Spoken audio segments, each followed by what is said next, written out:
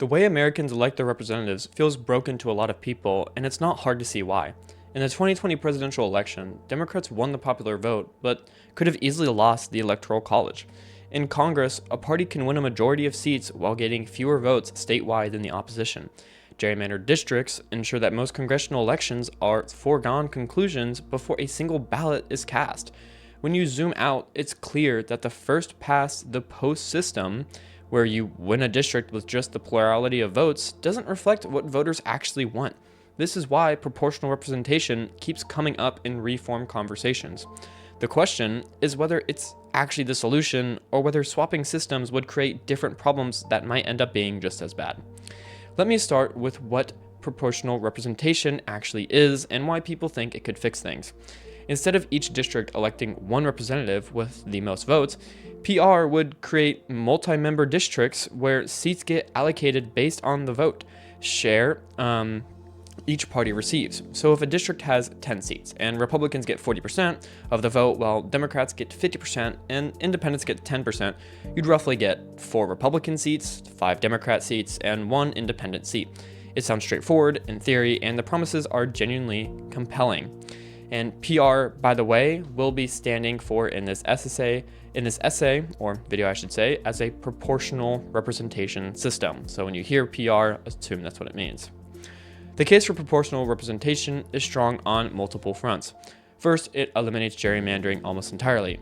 Party strategists can't carefully draw squiggly district lines to bury opposing voters in some districts and concentrate their own voters in others, because with 5 or 6 representatives elected from each district, the overall composition has to roughly match the actual political makeup of the region.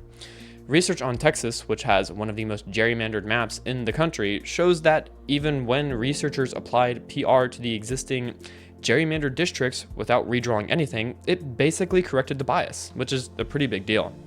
Second, PR would give millions of voters actual representation for the first time. Right now, if you're a Republican in Deep Blue, California, or a Democrat in rural Texas, your vote functionally doesn't matter. Under PR, a Republican in California could still help elect some Republican representatives proportional to their statewide support. That same principle applies to any group that isn't the local majority. You don't need to be the dominant party in your district to have a voice in Congress.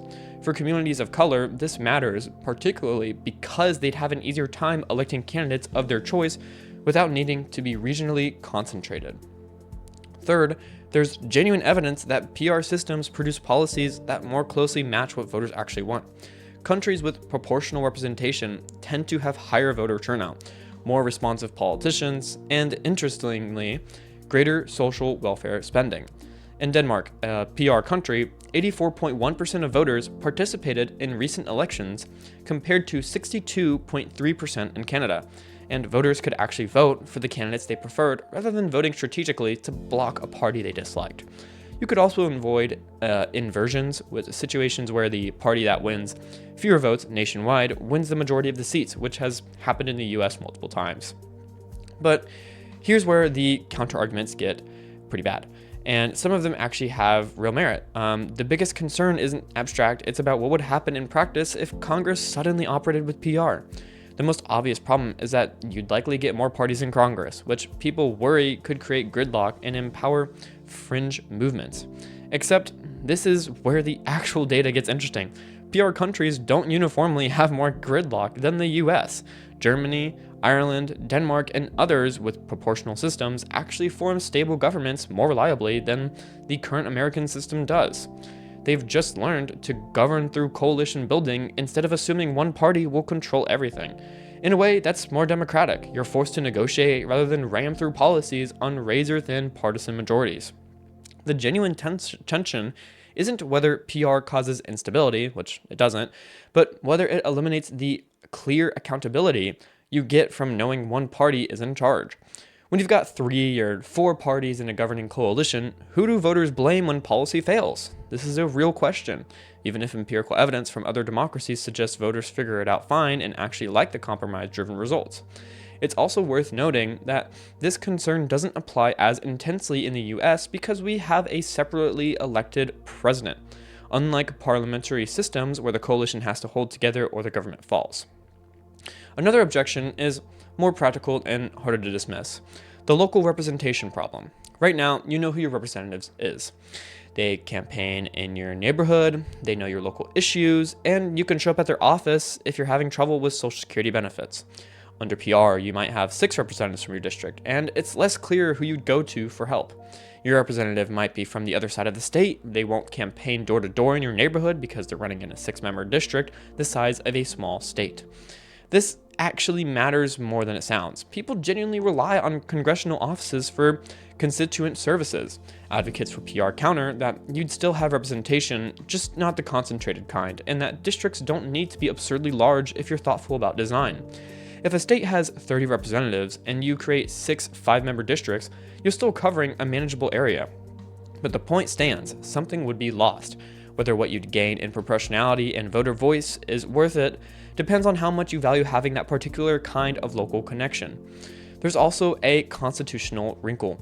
The House Appointment Clause doesn't technically forbid PR. States have flexibility in how they conduct elections, but implementing it nationwide would require Congress to change federal law. And it's not obvious which party would voluntarily weaken its power by adopting a system that levels the playing field. This is actually the core political problem. A voluntary system would face the exact problem that stopped congressional appointment from expanding in the 1920s. Why would the party in power agree to a change that benefits the party out of power? Some form of uniform mandate would probably be necessary, which means getting a voting coalition in Congress to support something that would reduce their party's future seat count. Good luck with doing that. There's also a legitimate question about whether PR is actually the right medicine for what ails American politics. Some scholars worry that while PR sounds great in theory, multi-member districts with PR might actually produce worse outcomes than you'd expect, especially in creating space for extreme fragmentation. More fundamentally, the US is a presidential system with a separately elected executive, not a parliamentary system. That matters because it changes coalition dynamics. In a parliamentary system, parties genuinely have to cooperate or the government fails. In the US, a president could potentially govern alone during unified government and gridlock during divided government, regardless of how Congress is elected. And here's the thing, I'd be genuinely uncertain about the US is also a lot more geographically and demographically diverse than many countries with successful PR systems. Would 6-member districts work in rural Montana the same way they work in Denmark? Would the coalition dynamics that produce stable moderate governments in Germany translate to America's particular partisan polarization and geographic distribution? We don't have a perfect natural experiment to answer this, and scaling up from other countries is tricky. So where does that leave us? Proportional representation probably would fix some real problems: gerrymandering, wasted votes, minority representation, and preserve the possibility of inversions. The evidence from other democracies suggests it wouldn't collapse American governments into chaos. And that's important to note because that's the main objection people have. You're probably not trading stability for fairness. The countries with the fairest elections actually tend to be quite stable. But PR isn't a panacea, and switching to it would involve genuine trade-offs. You'd lose some of the direct local connection between representative and constituent. You'd need to solve some pretty crazy constitutional and practical questions about district magnitude and how to design a system that works across wildly different state sizes. You'd be betting that coalition politics would moderate rather than amplify polarization. A reasonable bet based on the evidence, but not a sure thing. The strongest case for PR is probably that the status quo is demonstrably unfair in ways that undermine faith in democracy itself. Regular inversions, systematic gerrymandering, and millions of disenfranchised votes matter. But the strongest case for caution is that systemic change is hard to reverse, and that actual mechanics of implementation matter more than the theory sounds like it should. Which concern outweighs the other probably depends on whether you think the current system is too broken to tolerate or just broken enough to fix piecemeal. Thank you for watching this kind of video. If you liked it, and only if you liked it, please subscribe and like. Thank you for watching and have a good day.